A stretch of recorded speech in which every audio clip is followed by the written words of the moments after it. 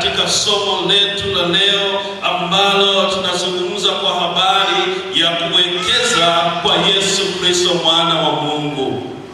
Somo hili la kuwekeza kwa Yesu Kristo ni somo ambalo idara ya vijana taifa ililichagua kupitia katika kitabu cha Mambo ya Nyakati sura ile ya 22 na ile aya ya 14 na sura nzima ya Mambo ya Nyakati ya kwanza sura ya 22 inazungumza kwa habari ya mfalme Daudi, jinsi ambavyo alivyokuwa na nia ya kuendelea kuwekeza kwa Bwana, na hasa nia yake ya kumjengea Bwana nyumba, kumjengea Bwana hekalu. Lakini Mungu alimzuia Daudi kujenga nyumba kwa sababu alikuwa amemwaga damu nyingi. Kwa hiyo alizuiliwa na aliambiwa ya kwamba atakayemjengea nyumba ni kijana, ni mtoto wake ambaye ni Sulemani.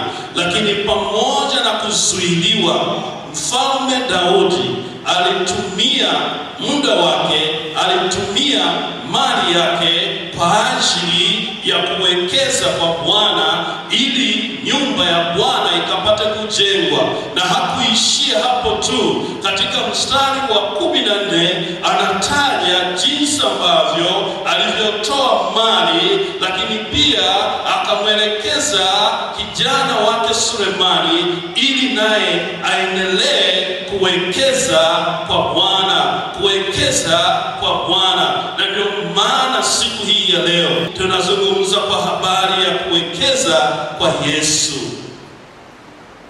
Uwekezaji si jambo ambalo ni geni masikioni mwetu.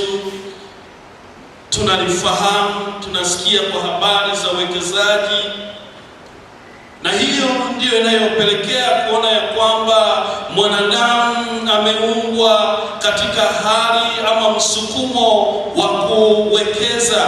Haijalishi anawekeza nini, anawekeza wapi na kwa wakati gani. Mwanadamu kwa asili ni mwekezaji. Hata kama si Kristo, unakuta anaweza akawa amewekeza.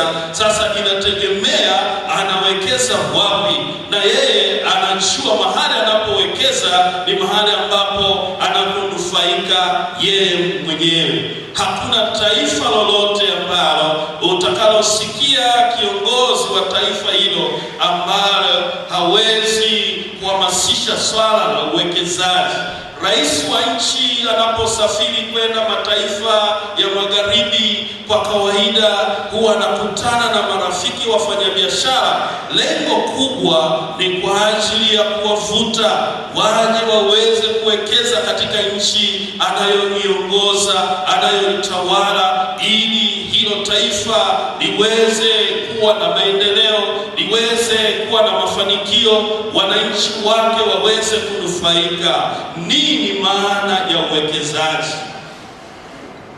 Tunapozungumza dhana ya kuwekeza, uwekezaji inahusisha swala zima la kutoa kitu au vitu au kuweka vitu au kitu kwa lengo la kupata faida, kwa lengo la kupata manufaa kwa baadaye, kupata faida kwa baadaye.